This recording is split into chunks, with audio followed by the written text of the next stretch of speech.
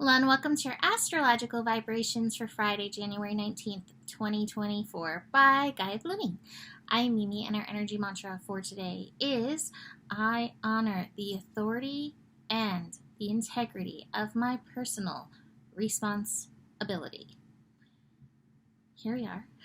Last full day of Pluto in Capricorn till it comes back around and we finish up later. But it is big. This is a really big transit, and it's really interesting because I'm seeing stories in people's lives that are wrapping up that have been around since 2008. Now, we get a reprieve for many months, like 8 months, 8.5 months, and then it'll be back September for just 2.5 months, and then it's done. So this is big energy that we are facing. And it's interesting because what's so powerful is that it's like the sun joining Pluto is just enhancing these lessons. So we're not going to have that the next time around. I am sure that there's going to be other ways that the universe is like ding, ding, ding, ding, ding, but it'll be different. So the sun is enhancing the Plutonic colonic, these places that we need to know within ourselves. Now you can always, shaking the desk as I hit it with emphasis, you can always check out where Capricorn is in your chart. Be sure to look from your sun sign and your ascendant to utilize the lessons, or get an astrologer to do it for you. But this is just such super potent timing. Now, what's also interesting, and I'm actually thinking about like Pluto when it goes retrograde back into Capricorn is going to have a Uranus event. We have a Uranus event today. Now, it's not huge. It's not a huge Uranus event, but we do have the moon and Uranus conjunct today. And that moon and Uranus energy will be pushing your buttons. So we have Pluto pushing you into the energy of transformation, and Uranus over here pushing like some emotional buttons for you to really get these lessons. These lessons are big. Pluto is responsible for our personal empowerment, where we can be empowered, but it shows us where we're puny. And today, when I was driving, I heard the song Drive by Incubus, and I was like, yes. And I pulled up the lyrics. Sometimes I feel the fear of uncertainty stinging clear, and I can't help but ask myself how much I let the fear take the wheel and drive. And I think that Pluto can always point out fears. Again, depends on what house it is, but the fear of taking and standing in your power in whatever placement this is. And in Capricorn in general, it is the fear of standing in your personal authority. It is the fear of taking back the authority of your responsibility, and aligning with that soul integrity. Capricorn is where we come in and have soul mission. So Pluto has been trying to empower us into soul mission.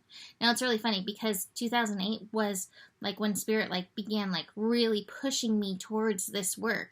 And it wasn't till 2010 that I like did it full time, when Spirit pushed me off a cliff. And then 2013 when I really stepped into it.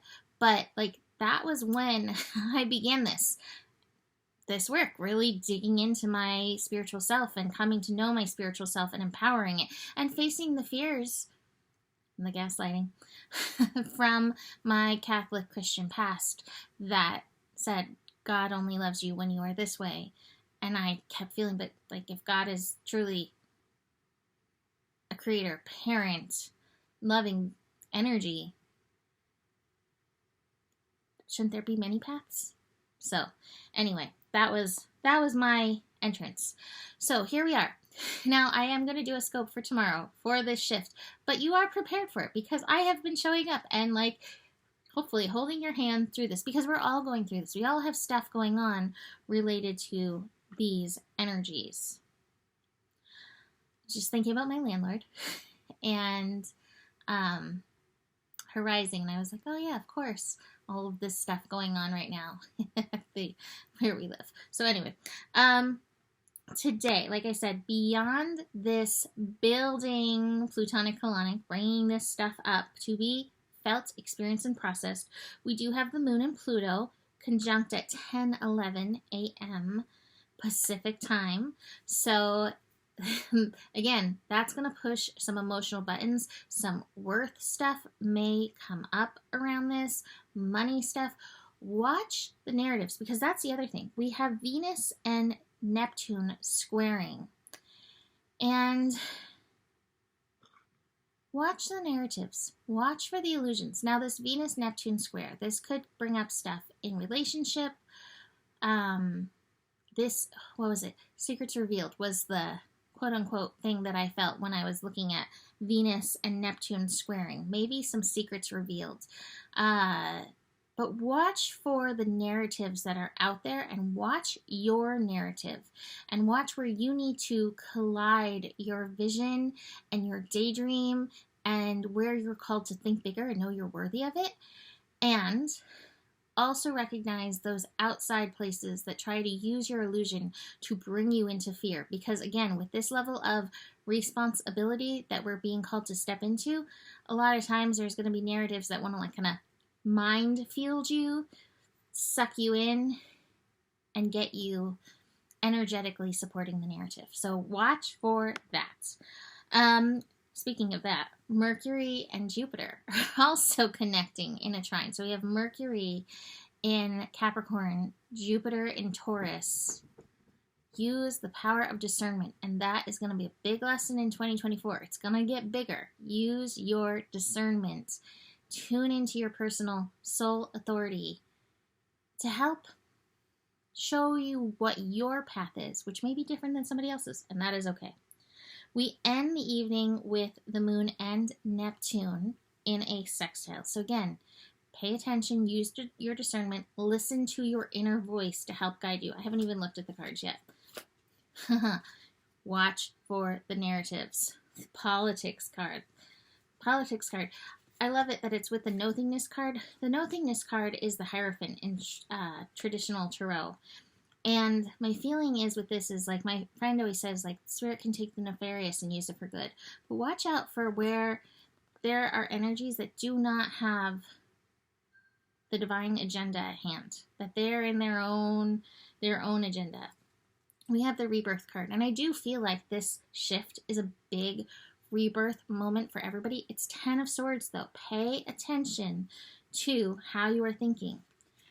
Notice where you are stuck, the miser, where you are holding on to things that no longer work and serve you, or the things that you're fearing letting go. If you're fearing letting go of something, it's got a lot of power over you. And again, it's not saying that you must jump off that cliff now, but start recognizing that so you can nurture yourself and create yourself into an empowered shift.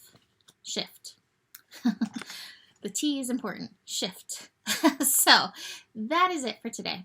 You can book a reading with me. Email me, mimiclark@gmail.com. I've had a few stragglers for the year ahead reading. I think it's really helpful. Everybody has told me that it's really helpful. This is, I really do want to wrap it up. So please email me about that.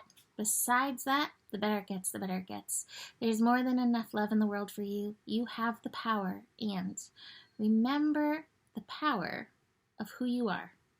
Namaste.